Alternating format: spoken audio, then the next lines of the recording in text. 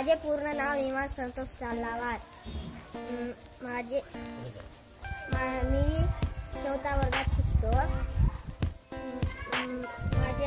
माझे शाळेचे नाव जिल्हा परिषद उच्च प्राथमिक केंद्र शाळा बोरी. मी एक गोष्ट सांगणार आहोत. नारळाचं झाड आणि दगड. एक नारळाचं झाड असतो, झाडाखालती एक दगड असतो. नारळाचं झाड दगडला चिडवत असतो,